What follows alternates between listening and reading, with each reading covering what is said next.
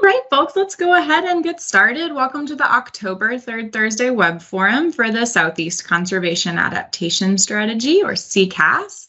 I'm Hillary Morris. I work on user support and communications for the Southeast Conservation Blueprint, and we host this web forum every third Thursday of the month at 10 a.m. as a chance to share the latest updates on the blueprint, get input and involvement from folks like you, and highlight exciting science in the world of landscape conservation in our region. So here is our agenda for today. I'll start out by introducing our speakers who will present for 30 to 40 minutes on our topic. We'll have time for Q&A and discussion at the end, and then I'll wrap up by previewing next month's webinar and sharing some updates from SECAS staff.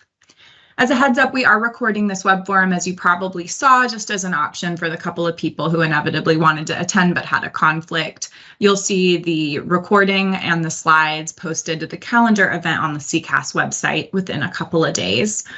Any questions or comments before we jump in?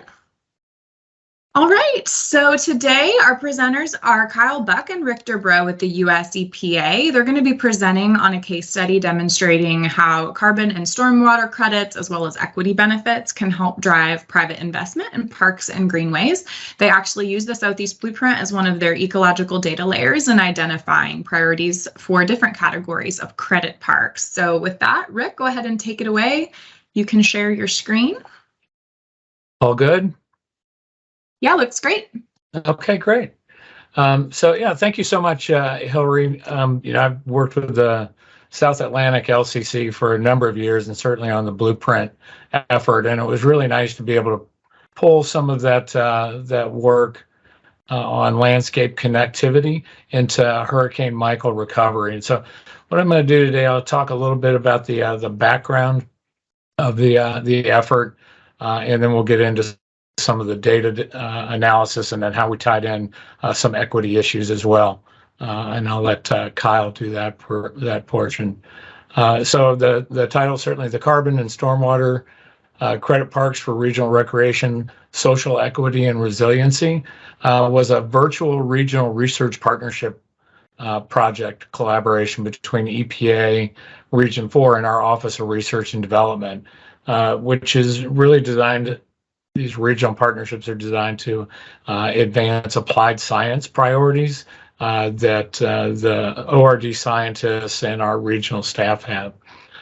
Kyle Buck and his team in ORD's Gulf Breeze Lab, they've been great partners throughout the project. And then, of course, we also had Drew Parker in Region 4 with our Office of Water Management Division, instrumental in helping to align the project data needs. And then Rebecca Dunn and Justin Bosquin and Katie Bennett provided some insight in geospatial analysis do's and don'ts that I can often get into trouble with when overlaying data and information. And lo and behold, I'm sure I will violate some rules, but they help to bring me back to reality.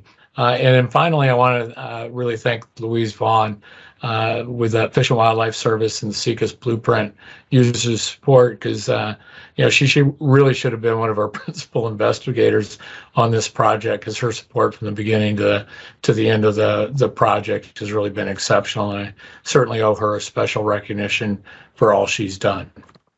So there have been several organizations at the local level that have worked to help the effort and support and enhance local community capacity in regards to the regional recreation economy of the area.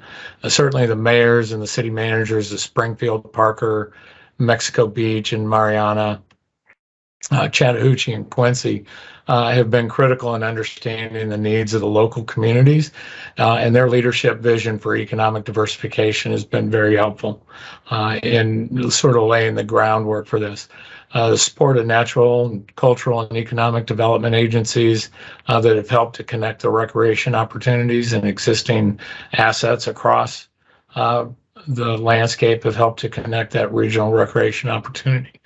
and existing assets across jurisdictional boundaries. So having them look outside of their boundaries has certainly been helpful in bringing this kind of work together.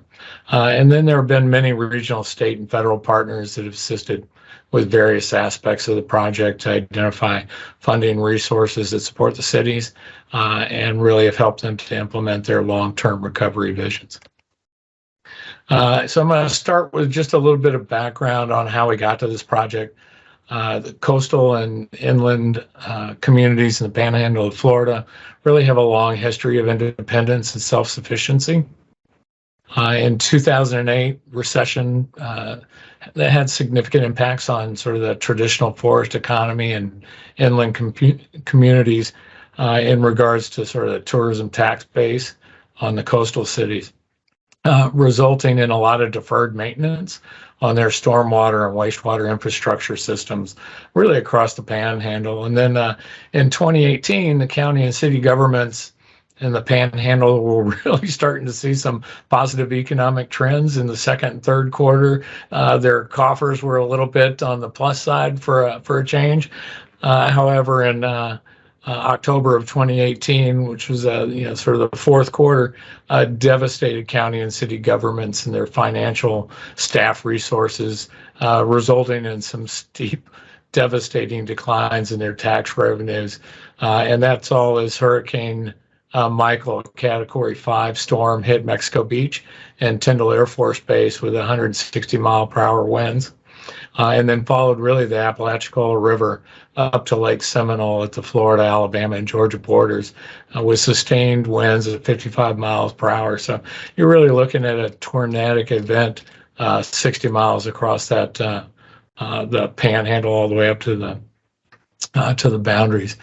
At this point, EPA was asked by FEMA, Federal Emergency Management Agency, and the state of Florida Department of Emergency Management to come in and support what they call these interagency recovery coordination, or IRC, field operations through a mission assignment that requested EPA to provide a sustainability advisor in support of the state's disaster management and recovery efforts in the case of Hurricane Michael. So the IRC really engaged individuals and community groups in literally hundreds of meetings across the Florida Panhandle to identify community unmet needs for their long-term recovery. So meetings were held, and we talked with, listened to community concerns and learned about challenges to recovery that were really outside of FEMA's public assistance or individual assistance programs. And one strategy that we explored was an avenue to support community needs through what we call these Recovery Resiliency Partnership Projects, or R2P2 effort. And the R2P2 really sought to bridge those individual city needs across a more holistic view of challenges and opportunities to resolve community issues that were common really across the region. The first effort that we tried to actually work with the community was a collaboration across those federal agency missions was with Mexico Beach. That was really ground zero for Hurricane Michael. And we call this, it was the Stormwater Management Green Space Project. Really, they had a lot of brownfields. They wanted to revitalize. They had some green space that had really been wiped out by the hurricane. Of course, 80% of their buildings have been wiped out. And so the effort really focused on supporting the city's request to assist them really in developing their long-term stormwater resiliency. And the focus of the project was develop an implementable green space network to help them manage future storm events that could also provide an economic asset to the community by enhancing tourism and recreational opportunity. So the key leverage point for the work was really the city council developing a resolution providing the city's leadership with a commitment to working with the IRC for a year of meetings, community outreach, and implementation strategies development. And this was significant capacity support that they were providing at a time where all of the mayors and the city administrators, everybody across the city of Mexico Beach was really wearing 4 and 5 hats just to try and keep the city in some semblance of a city. So by the time we got to this, it'd probably been about 9 months. So a lot of the debris, not all of it by any means, but a lot of that debris had been cleared up, and they could actually maneuver through the city.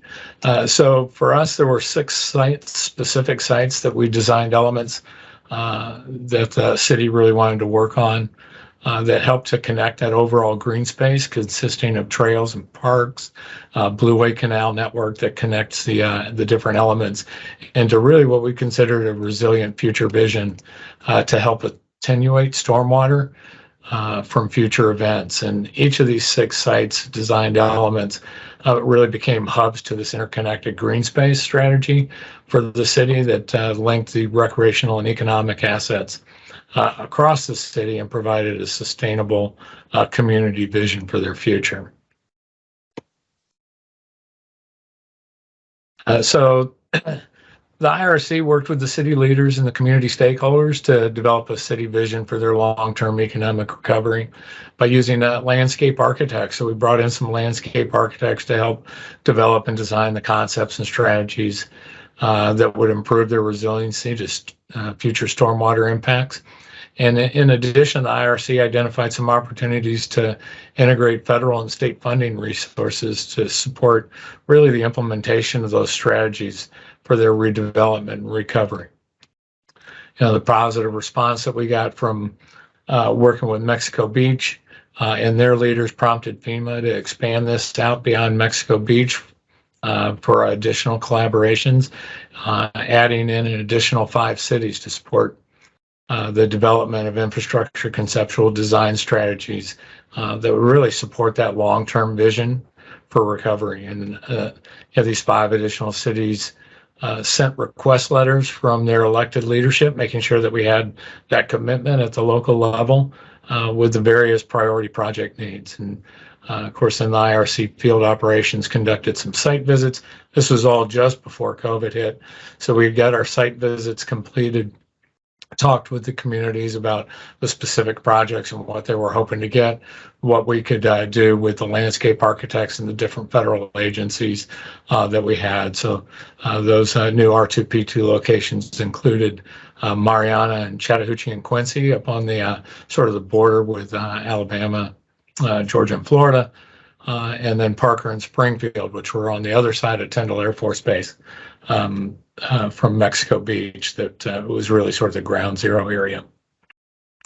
Many of the new site projects focused on street corridor conceptual designs to help integrate the multimodal transportation strategies, safety and efficiency, functional landscape designs that really linked community values with downtown economic recovery, water quality and natural resources in and around the cities, and then strategies that highlighted natural resource connections with community and shared spaces. So these designs for infrastructure projects that integrate a connected downtown business district with those landscape parks and trails and sidewalks to really give a more holistic perspective of linking the community that also integrated a lot of the stormwater management infrastructure options to help them improve their long-term resiliency to storms and support additional sort of recreational opportunities in the future.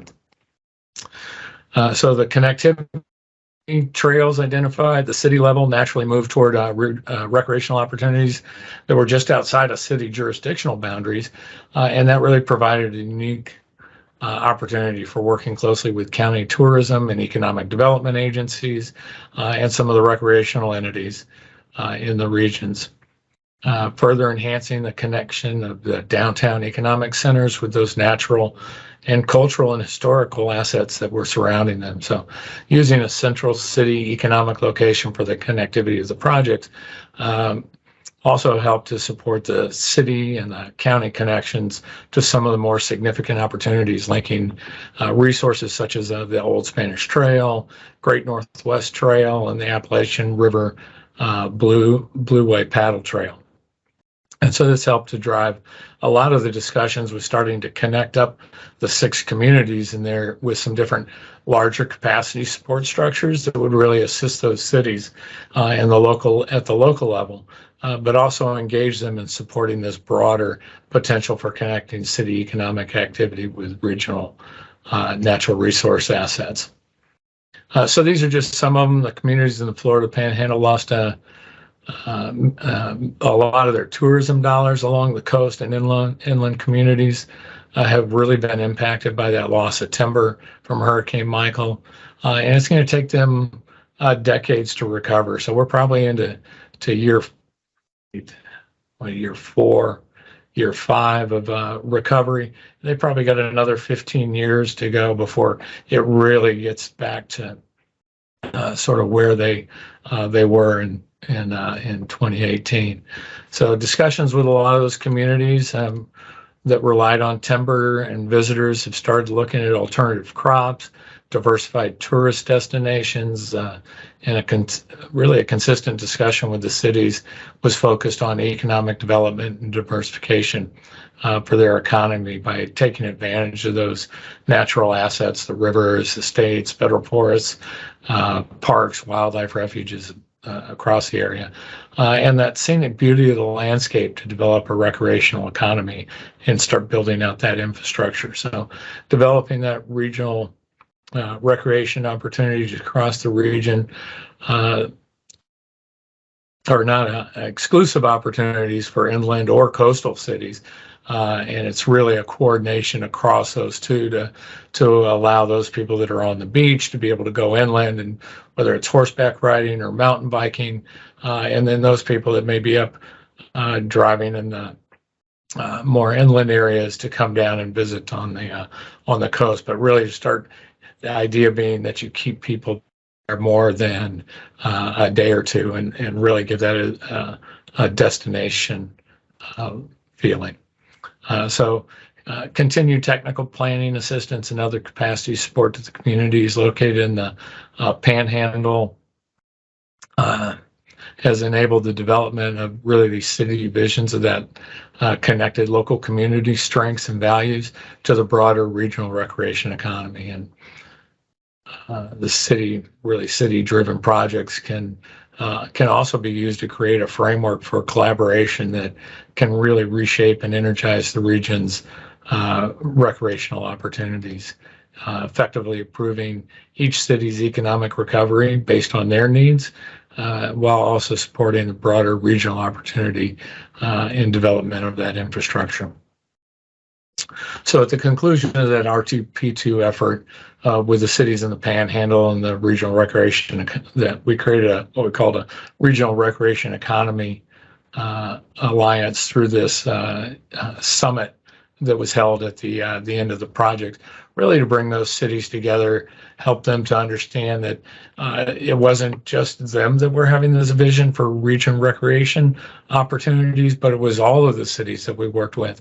And was there an opportunity to really think about how to shape their future and how they interact with those, that opportunity for diversifying into a regional recreation economy, and what were some of those key things that needed to be looked at to try and support that. So there were really, there was a website that was developed that served as a hub for linking a lot of that relevant information, not intended to replace existing websites, but really just provide an online tool to private sector individuals as well as those communities about what needed to happen in the infrastructure realm to build out that regional recreation economy alliance. So you have the trails to develop the regional trail system. There's another area to restore and protect the landscapes, enhancing the rivers, lakes, and bays, celebrating the cultural resources and supporting the cities in their recovery. And then finally, sort of promote this regional recreation opportunity. So at the completion of that summit, the Regional Recreation Economy Alliance said, okay, well, one of the things that we can do is develop a recreational prospectus to help leverage private sector resources to bring those in and leverage that with a lot of these public investments that are going on from the recovery efforts. And so the projects, can focus on housing and multi-use property developments, or they may focus on parks and recreation opportunities or new business ventures, like a recreational outfitter that can support that development of a strong connection between the downtown and those natural resources. So really building out that economic vitality of those communities. And this work is just beginning to take shape. The economic information was gathered. We've actually finished the investor prospectus that's just been released, and one of those components within that prospectus was how do we leverage those private sector assets, or what are the ways that we can leverage private sector assets to support these economies. And one of those ways was to look at that critical ecosystem and recreational trail system, and where are those opportunities for bringing in private sector resources that can help protect that landscape with those public sector funds. And so what we did is we looked at certainly the blueprint, the southeastern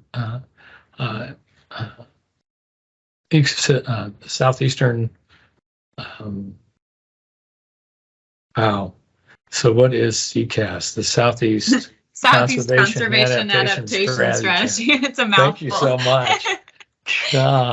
So we used that SECAS blueprint as a foundation for where those critical ecosystems were. We certainly had some other data layers that were included in that as well. Certainly Florida's got a lot of information with their green waste network, priority ecological areas as well. But we wanted to try to look at that landscape and see where there were some value added propositions for the private sector that could be incorporated into this community vision. And so we decided to look at mitigation and banking, really sort of credit opportunities across that landscape. And we put that into 4 different categories.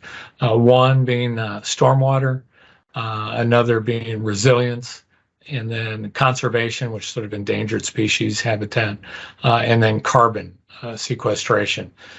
So these are the different data layers. I don't have to go through each one. Different data layers that were put in and overlaid to try and help us identify where there was potential credit value for investors to come in and put land into protection that could also provide low impact access for the community. So, we're not looking to put this in just the most affluent neighborhoods, but really how do we put this connection landscape into places that don't have access, but also looking at a holistic across the board connection. So these are the 4 categories we were able to identify, overlay those with some parcel data, and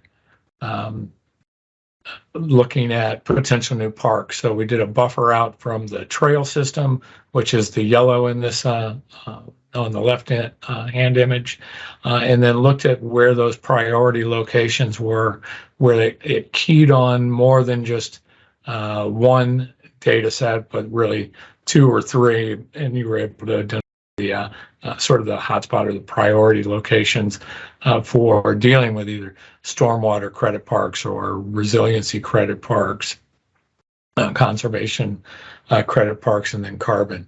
I will say the carbon park, there wasn't really a prioritization because you came in with forestry as one of those data layers, agriculture as a data layer, and then blue carbon as a data layer. And so each of those are in different landscapes. So it was just there was just a solid blue across where there were those opportunities for moving agricultural lands into no-till or more productive carbon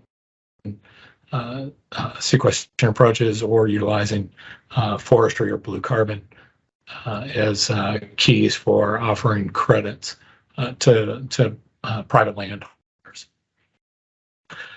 So this was really the model design. We had that critical ecosystem base layer, primarily focused on SECAS, then the trail system with that buffer of the recreational opportunity overlay, and then looking at those the protected lands that were already there, we mask those out, and then we could look at those potential gaps. Where were those gaps in the recreational opportunity that we could add on some value with those credit opportunities. So the stormwater parks, the carbon parks, resiliency parks, and conservation parks, or a combination thereof, to be able to identify those potential new priority parks. And with that, I'm going to hope that Kyle Buck is on, and I'm going to pass it over to him. Yeah, so Rick gave the overview of the kind of why the project happened, and we were brought in here at the Gulf Breeze Lab for EPA's Office of Research and Development to help link some of these ecological priorities to the social landscape. So, and Rick just mentioned that, talking about access and lack of access and vulnerability amongst the communities. So this is something that we've been working on for a while. With the regional perspective was really interesting here, and the fact that we have a lot of smaller communities and trying to come up with this regional approach. So yeah, we'll get started here. So again, this is kind of what Rick already showed, the ecological priority index. And a lot of the stuff that we do is how to roll this stuff up. So you have the 4 different priority areas in the stormwater, resilience, conservation, and carbon crediting. So how to create some kind of an overall priority index. So that's kind of where we started with this. And this is looking across landscapes with the available data. And I believe we ended up using kind of a mix of resolution here, anywhere from down with 1 meter landscape data all the way up to, I think, 30 meters, and then trying to align those rasters to make it work. But we did end up coming up with one overall ecological prioritization index for the entire region. So that was kind of the step one when we entered into the project. The second piece of it here, if you look at this map, the larger map on the kind of the upper left-hand corner, you can see the light green is land that's already been conserved. So if we're looking at prioritization of land, plus we're also looking at those that haven't already been protected, and then you add on top of that, we're trying to identify kind of biggest bang for the buck. So larger parcels of land. So we started looking at vacant parcels, ones that had not already been developed or had been left fallow or whatever it might be, that were larger acreage and also would provide some connectivity. So if you had large cores of protected land in one area and another large core, we were going to prioritize those types of parcels that would link those two together. From an ecological perspective, that would make them more valuable. And again, as Rick did mention, we use the parcels to do this. So we pulled in county parcel data sets and started looking at the designation of ownership. So whether it was a residential parcel owned by a business, agricultural. So you can get some designations depending on the parcel data set that you use. And we started to comb around through this. And this is one of our more initial attempts. We've since refined some of our parcel data, and we're kind of circling back around to this as we speak. But at the time, we were using just the county data sets to get parcel information. And so, and you can kind of see in this map, you can see the acreage. So the larger parcels, the darker kind of maroon color. And you can also kind of see how they are being prioritized. They tail kind of around the outside of the conservation lands. There's a large connection between large protected areas in the Panama City area, Lynn Haven, and then over towards Tallahassee. So the next part where we added in the social vulnerability component, we've again, this is starting to get a little bit more advanced currently, but at the time what we included were these 6 metrics for social vulnerability. So race, ethnicity metrics, some social metrics. We have single parent households, percent below poverty, renter population, those without vehicle access, and then those with less than a college degree. So these are a lot of the social metrics that have been associated with higher social vulnerability to negative health outcomes, resilience to natural hazards, things like that. So, and you can kind of see the patterns of clustering here. So this is just a cluster analysis showing where hot spots might exist and cold spots might exist for each of those vulnerability metrics. So combining these two things, that's what this map shows. And this is a called bivariate choropleth map. And the kind of the pinker scores, that's your ecological priorities. And then the blue to, kind of blue to purple, I guess. Well, I guess it'd just be the blue would be the social prioritization. So the purple areas that you see on the map, they're the more saturated tones of color, are the areas where you would have high ecological priority and high social priority in terms of vulnerability. So this is just looking at vulnerability of populations and the potential ecological importance of the land. Next step is to actually go in and start looking at access measures. So we did this through network analysis. So we used all the residential parcels in our data set, and then we looked at all of the existing parks and recreational opportunities that were associated with green space throughout the region. And we did a drive time analysis. So looked at the minutes drive time to the nearest 3 recreational opportunities in green space from every parcel in the entire region. So this was a relatively in-depth analysis. But so what you can see here in these 3 maps, you can see the social vulnerability in the upper left-hand corner there that we've already identified. And then you can layer on top of that in map B there, we start looking at where there's low access to existing parks.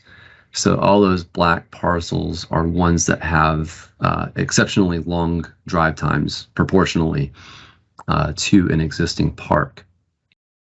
And then you can start to layer on top of that. So this last map here, map C, is going to show the impact of parcels on access. So if you see those deep red ones, these dark red ones in the middle here, then to the orange and more the yellow, those are going to be parcels that if you were to purchase those and convert them into a park or some kind of other accessibility, then it would have the greatest impact on the greatest number of parcels in terms of their drive time. So it's kind of a layered approach here.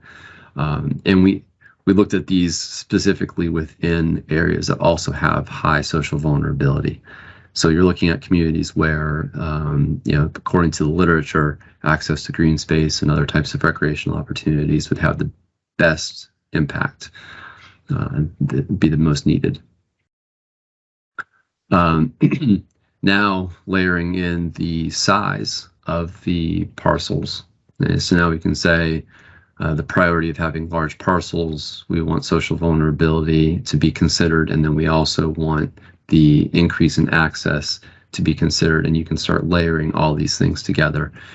And you can really use it to hone in into an area and say, okay, these are the parcels that would have the biggest impact and actually benefit the communities that need it the most. And so this is kind of the same area showing where you have a cluster of areas where you have high impact, high need, And then you can start to look at the acreage in association with that here.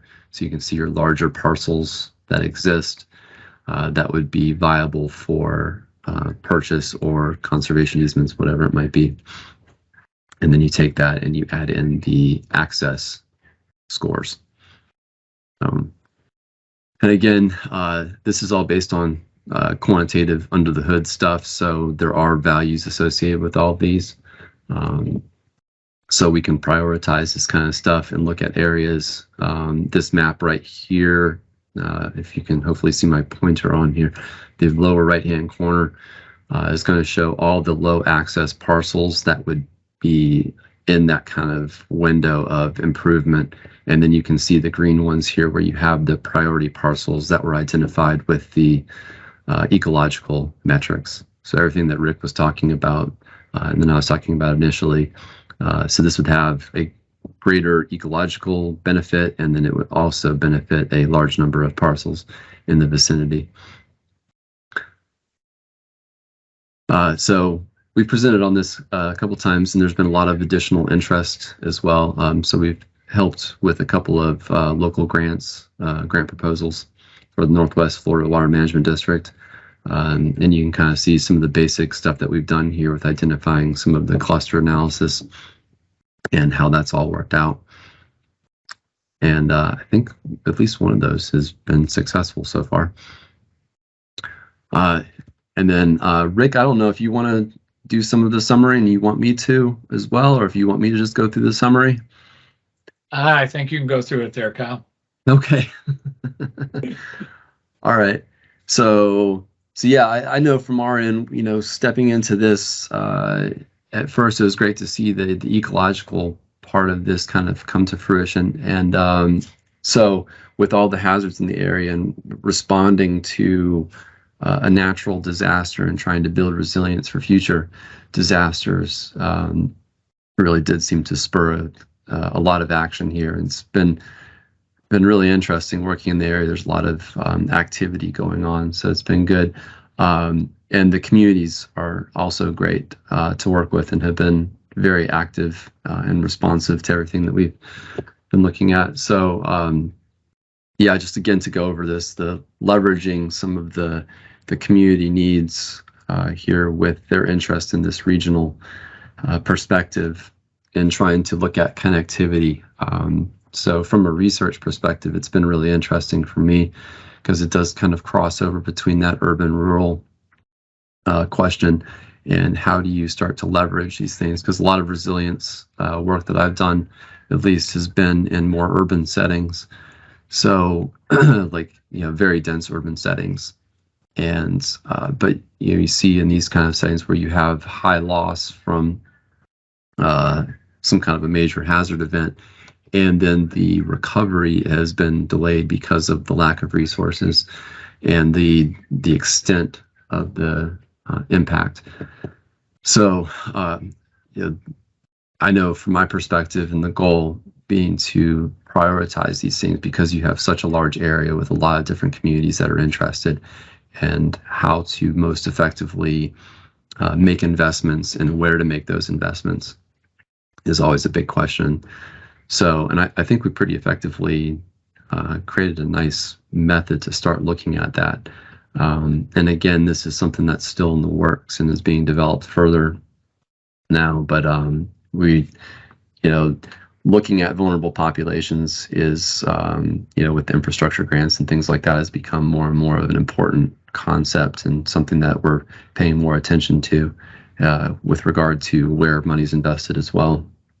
But yeah, so in summary, I guess we've come up with a pretty good method for prioritization and looking at where the impact would be greatest, not only ecologically, but socially. And I believe that's, you know, that's always been a discussion, and I think it's a valid goal and something that we've made a pretty good first step on doing here. So I'll go ahead and end it there.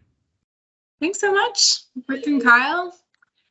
Great presentation. We maybe 5 to 10 minutes for questions. If anyone would like to jump in, you can just take yourself off of mute and speak up verbally, or feel free to drop questions in the chat if you prefer, and I'll read them out. Here's a question in the chat from Kathleen Freeman. Are any of the priority parcels identified in Florida Forever projects?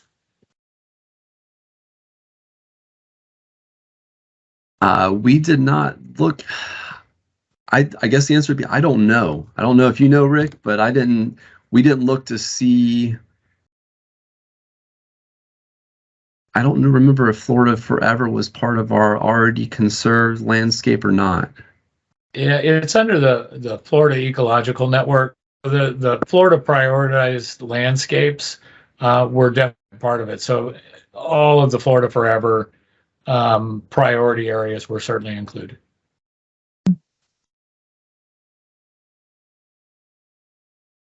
And a lot of those are part of SECAS as well.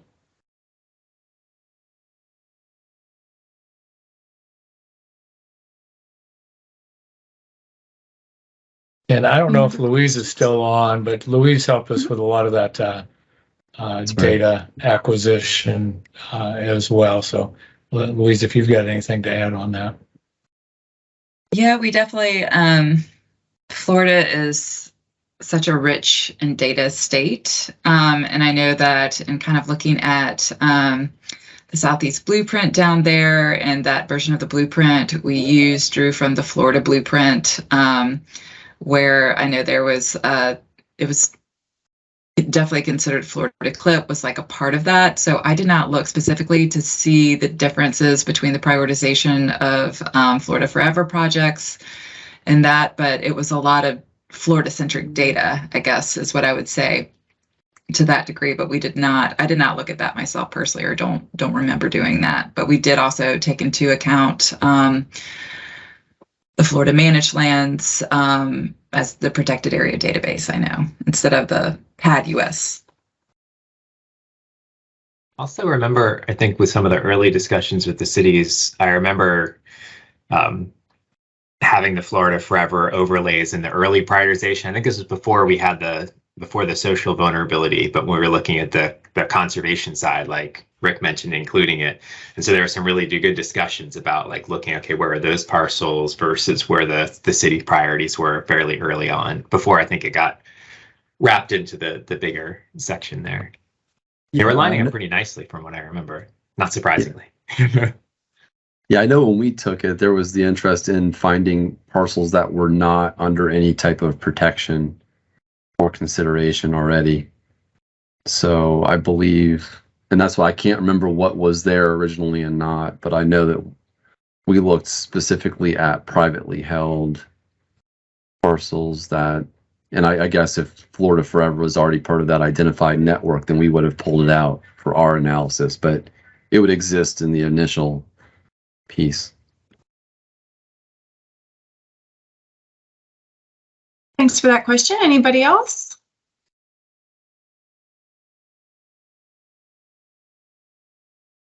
And so just to let you know, Hillary and Rua and some other folks, we do have a potential project with ORD, sort of an expansion of this, looking at the value of those landscapes from the private sector perspective. You know, what can they actually think? What could they actually get out of that? And so we're looking through natural capital valuation process to overlay that on top using the data sets we have, and then we'll go through and look and see where there's some data sets that we may need to eliminate that were really sort of over, multiple counting kind of thing. And can we narrow that down and then eventually expand it out beyond just the sort of the Apalachicola, St. Joe, St. Andrew, and then I guess even Perdido. We've got some Perdido data in there as well. So. Yeah, it seems like so much of that, a lot of that stuff was very scalable beyond even Florida, right? I mean, a lot of the census data and the awesome analysis that Kyle was showing, the blueprint now across 15 states in a scalable way. So I think there's a lot of potential for being able to transport this stuff with most, And then adding in, I think it's also a nice recipe, a really awesome recipe for adding in local input and information as well. Here's a core stack, but there's always great local information to kind of work in and integrate and stuff like that. So it should be a nice model for that. Yeah, and we're in. We had talked a little bit too about the story map aspect. So we're working with Rich Fuller on this next project, and he's got some story map, I don't want to say templates, but approach to working with communities that we're going to try to leverage in through this area for the different resiliency, carbon credit, different credit parks, and try to put that story map together to be able to expand it out beyond just the Florida. Like you said, it would be nice to be able to do this across the Southeast. It may take a little more in-depth analysis, and obviously we'd have to rely a lot on SECAS just because it's the best sort of holistic ecosystem data layer that's out there. One interesting thing about this whole project that I don't think he came up in this particular talk, but I just thought was really interested in working with y'all in the counties and the cities and things like that, was this aspect of trying to sell the natural assets of the area to companies and corporations to try to move headquarters there. And your groups that are like, ooh, our employees want this recreational lifestyle and nature and all that other stuff. So so much we talk about the private funding and government funding and acquisition and all that other stuff, but that angle of, and I think the story maps and other things connected to it, I know that's come up a bunch, this whole like pitching to a company to bring jobs there, and jobs that are really interested in connecting with the kind of recreational and natural assets, I think was a really interesting spin on that, but also I think something that would be of interest in a lot of similar communities in other parts of the South to kind of tell their story that don't quite have the same capacity as other big cities. Yeah, and that's the biggest thing with the rural communities that we worked with. They just don't have funding resources, and so trying to figure out ways to support their capacity through things like the Sentinel landscapes or through national estuary programs, where there's some significant dollars that can help them, but they have to work together. And so that's, I think, one of the most important things is, we worked individually with cities, but afterwards when we had that summit, and they were like, well, you guys are along the same lines thinking that we are, and we really need to all work together. So it really came out with a bigger picture project than sort of what we initially started with FEMA. And I think that's one of the reasons that EPA has continued to support those communities, because there's, better protected land is good for human health and the environment all the way around. So, right. Just to echo what Rua said, it's kind of like this project has really risen all ships for the partners in there, and just in terms of having them, some groups being able to access the capacity and to go after additional funding and to manage that funding has been really, really great. And just the access to go after some of the science and data that's available there and to translate it into their funding proposals, I think has been really huge. But to be able to partner together, especially going after some of these funding mechanisms coming our way, like America the Beautiful and other things, this has been the whole Recreation Economy Alliance has been an invaluable partner for that. Just to say, like, there is a plan in place, people know what they want to do here, and there's lots of opportunity, and this is backed up by all these projects, I think has been huge for all stakeholders down there. From the research perspective too, this has helped immensely for us in knowing where to, because we're always doing these projects and working on these things, and being able to align it with the community needs is really kind of a nice, it's been very eye-opening for me, because a lot of times we work in a bit of a vacuum sometimes, and getting a peek at what really has been driving the needs has been exceptionally helpful. So, and a lot of things have spun out of this work. Because I know when Rick and I first started working together, it was, okay, how are we going to put all this together? And then it really quickly coalesced and turned into something cool. And there's a lot of things that have spun out of it very quickly. And I think that speaks to the need. So we've been really happy to support in that capacity. Well, thank you all so much for this wonderful presentation and for the great discussion. I'm going to wrap up with a quick preview of next month's webinar, and then I know we have a couple of quick updates from staff that I want to leave time for. So next month, we're going to be hearing from Rua, who, as you probably know, is the coordinator of the Southeast Conservation Blueprint. Next month's webinar will be same time, same connection information as today, and the date, third Thursday of November, is the 17th of November. So he's going to be talking about the new 2022 Southeast Conservation Blueprint, the indicators, the methods, the data that are available. This new version has consistent methods and data across 15 states of the Southeast and includes a number of new and improved indicators, methods, and information for you to use, including a Southeast-wide connectivity analysis for the first time. So Rua is going to kind of recap what's new with the 2022 blueprint and preview what's planned for the 2023 update. So definitely don't miss that. A couple of quick updates from staff. Southeast Blueprint 2022 is now available. Very excited to say, as of like an hour ago. So Rua, do you want to give a quick update on this? Sure. Yeah. So it is now available. The website is updated. A really detailed development process document that is amazingly detailed and awesome.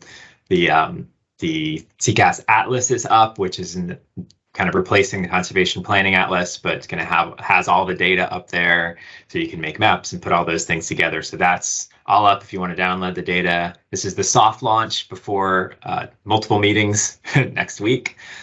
So that's pretty awesome. We've made a whole bunch of improvements if you're at the workshops. So for you all to go sit through all those kind of things and gave us some feedback on what looked good and what didn't. Since that, we've either fully or partially fixed about 40% of the issues that came up in a very short period of time. So that's like 88 different comments. So it's still, we made some really awesome progress since that. And anything we didn't fix or fully fix, all those known issues are captured both in the documentation and on the website. So we have all those known issues in lots of detailed specificity. So that's all up as deep as you want to dig. We got it there. And then there's a few more things coming soon, like the updated Blueprint Explorer, which some of you folks that have used it in the South Atlantic would be familiar with some of the features, but you'll be able to upload shape files and get beautiful reports and maps and summaries and cool stuff, and then also filtering by indicators, so you can just find the spots that fit best with the stuff you're interested in. Updated user guide is coming soon as well. But yeah, the basic stuff, documentation, data, website update, that is all, like Hillary said, as of like an hour ago, officially up. And so we're very excited about this new version. And as always, if you want help using the blueprint, user support is here. That's like the whole point of my job and Louise's job. So please visit the staff page of the SECAS website or just reach out to me. You've got my email because you came to this web forum probably. So we'd love to hear from you and help if we can. So the last update kind of along these same lines, this web forum started about 10 years ago as a forum for the South Atlantic Landscape Conservation Cooperative. I've blogged about this a few times in the last few newsletters, but with this shift to the new Southeast Blueprint that has consistent methods and indicators Southeast-wide, that new blueprint is pretty much taken the place of the South Atlantic Blueprint and that kind of sub-region by sub-region approach that we used to use. And so as part of that, the South Atlantic LCC website is coming down. If you get the South Atlantic LCC newsletter and the reminder email about this web forum, I'm going to automatically move you over to the SECAS newsletter, where we'll be posting the same sorts of content, continuing all the spatial planning and all the work that's always been done, just at a bigger regional scale. So I didn't want this to blindside anybody. I will be sending an email out to everyone when it officially comes down, but basically all of the nuggets from this website have been moved over to SECAS, and we'll be continuing that work under just a different partnership banner. So with that, here's how to get more involved in SECAS. I always like to end on this slide. Please sign up for the SECAS newsletter at secassoutheast.org. You can sign up on the footer of any page of the website. That'll get you a newsletter and a monthly reminder email about this web forum. Of course, we'd love for you to connect with us as staff. There's the URL for the staff page, or you can see what partners are participating in SECAS governance on the partners page. And then lastly, explore the blueprint and let us know how it's working for you, especially this new version. We're here to help if we can. So that's it from me. Are there any other questions for Rick or Kyle or for us as staff here before we wrap up? Hillary, I just want to thank you for the opportunity. We appreciate it. Thank you so much for doing this. This was fascinating. I've been hearing so much about this from Louise for like a year now, so I was very interested in hearing more about what you all have been up to. Thank you and Kyle so much for presenting, and I really appreciate you all tuning in. I hope we'll see you in November. Have a great rest of your week. Thanks. Bye-bye. Bye, y'all.